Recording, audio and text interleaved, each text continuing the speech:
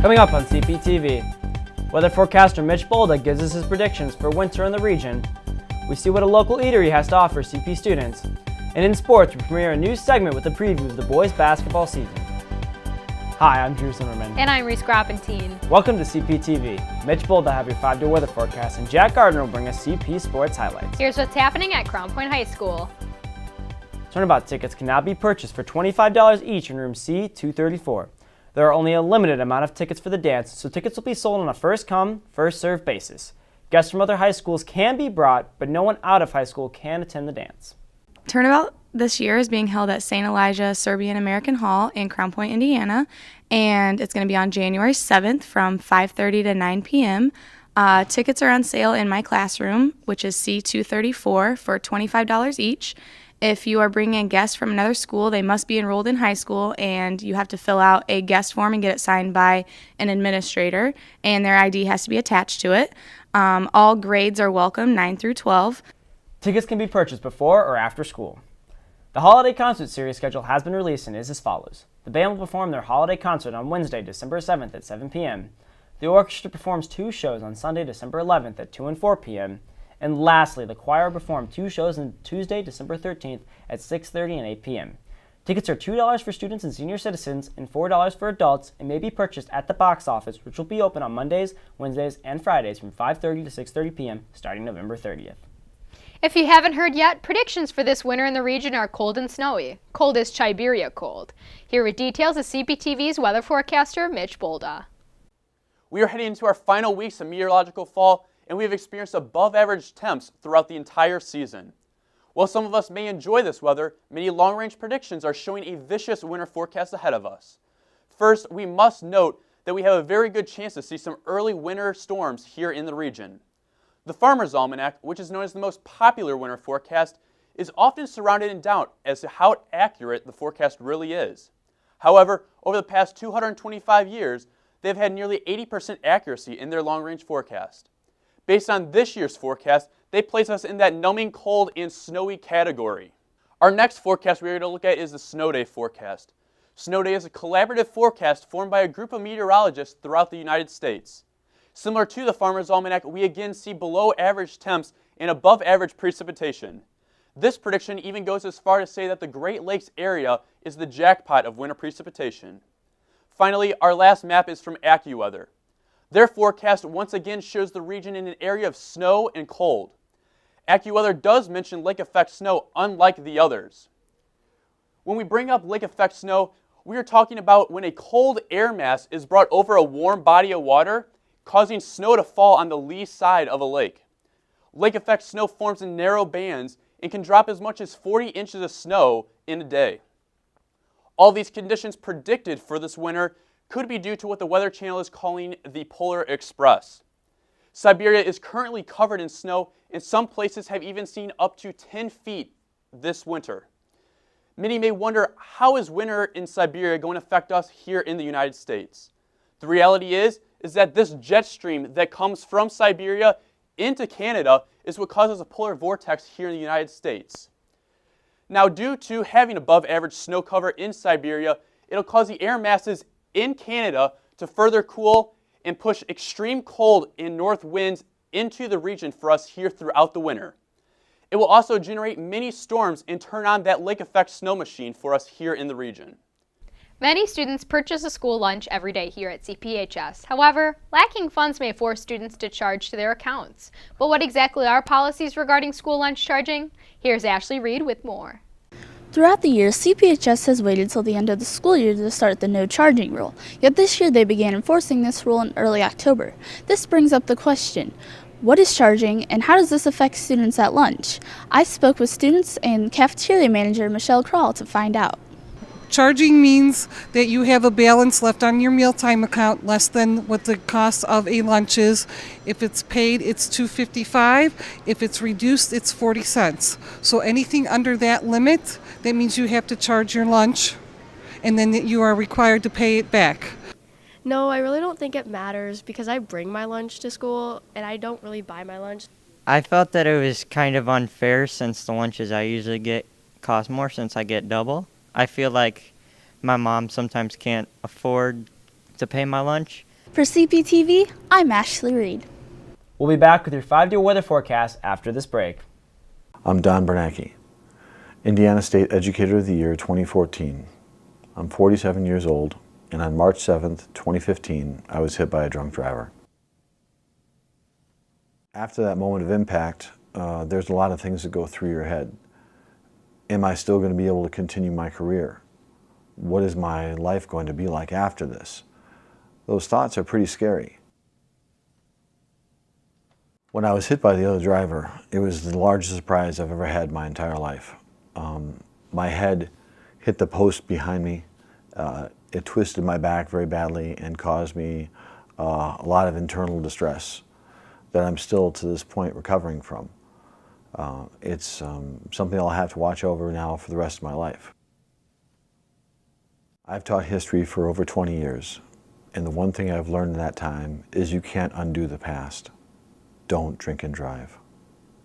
A big drop in temps last weekend made us quickly forget the mild fall we were having. Here with your Thanksgiving break weather forecast is CPTV's Mitch Bolda.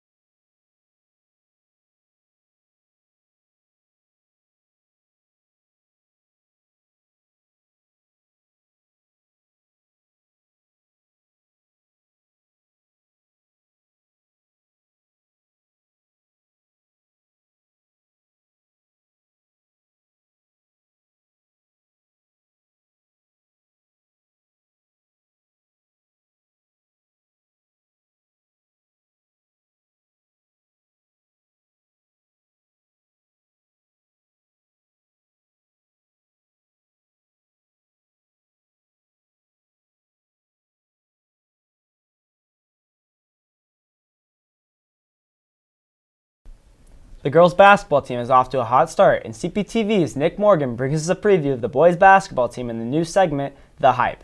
Here's Jack Gardner with the latest in CP Sports.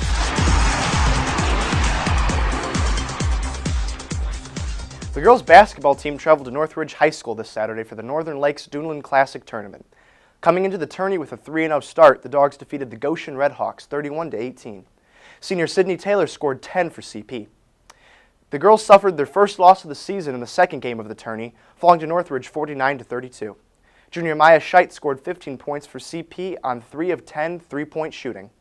The girls' next game is at 7 p.m. tonight at East Chicago. The boys' basketball team opens their 2016-2017 campaign tomorrow night at Bowman Academy. Here with a preview of the upcoming season is The Hype. Losing 5 seniors, it's tough on the team. The 4 seniors got to step up, and we're looking to get a regional championship. We lost a lot of key parts from last year. I think that a lot of guys have to step up, and it's going to happen. We're going to do it this year, baby. 2017 state champs.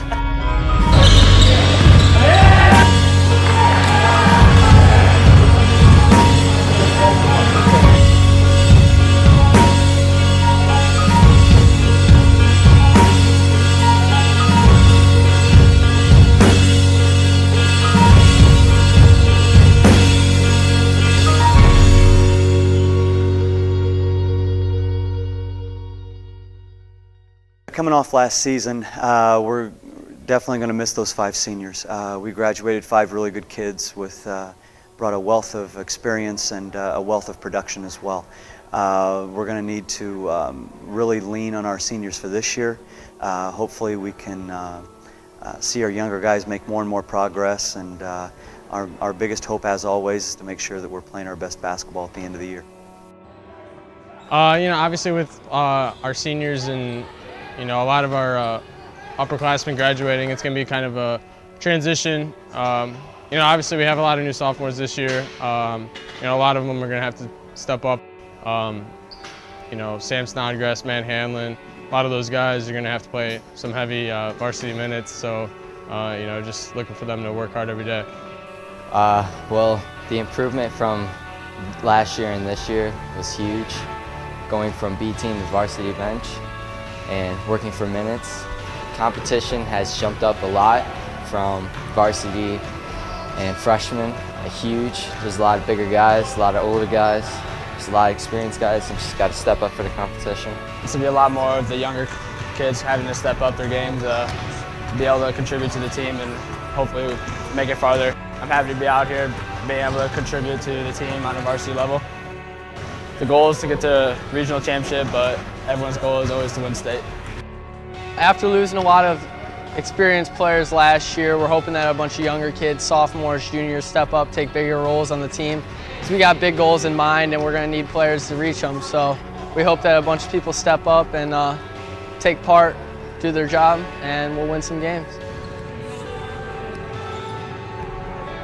Our team's looking really good. A lot of guys coming back, especially with Sasha and Dom and Andrew. Those guys kind of being in the front of our offense and defense this year. We're going to be pretty big, pretty solid, and we got lots of good shooters. That's going to be our biggest weapon, especially on offense this year, along with our size.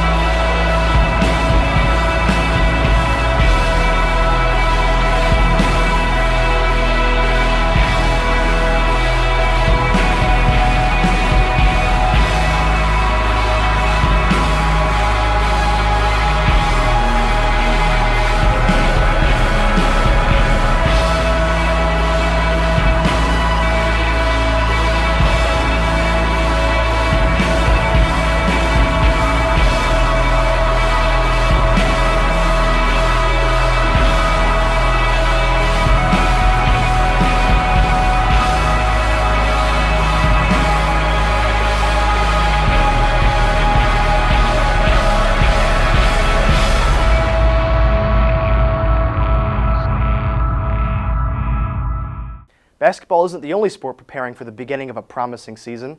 The girls' swim team has also been prepping for their first meet. CPTV's own Evan Holland stopped in at a morning workout to get the coaches' expectations. After finishing second at sectionals last year and 6th at the IHS AA Championships, the girls' swim and dive season is off to another start. This year, the team consists of 12 seniors who hope to make this season even better than last year. 2017 season, girls swimming season kicks off on Tuesday. We have our meet against Michigan City.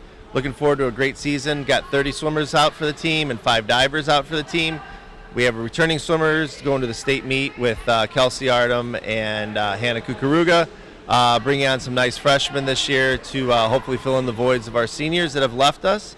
Look to be probably 10-2, maybe for a dual meet season, second at DAC, and hopefully top 10 at the state meet again.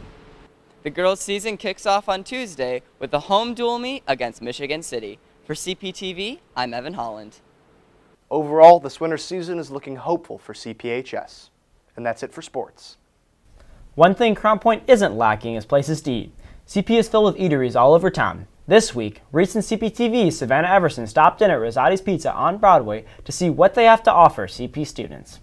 Here we go.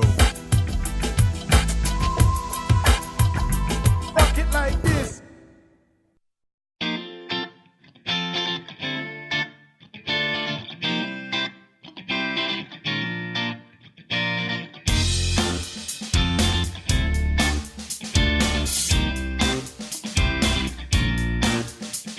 We were told that we should try these, and I don't know. I think I'm going to be a huge fan because, I mean, it's fried dough. Yeah, Who could exactly. go wrong with fried dough? Who doesn't like fried dough? Shall we just go? Just go for it. Dig in from here on. Okay. I like the size of this. Mine looks kind of like hollow and almost, I don't know, stuff. Ooh, these are good. These are really good. I think I'd rate this 4.5 forks. 4.5 forks? Maybe 5. I'll go 5. I would have to agree with you. Yeah, can we have the Rosati's Monster thin crust 12-inch?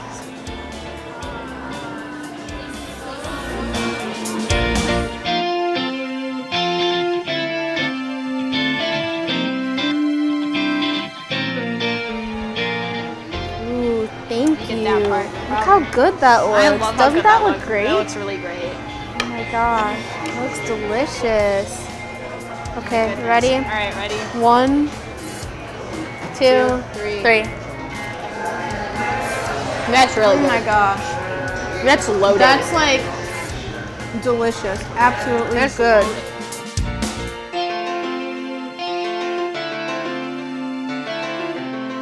I think I'd rate this 5 forks. I want to say 5 forks. I want to go on a limb and say 5 forks.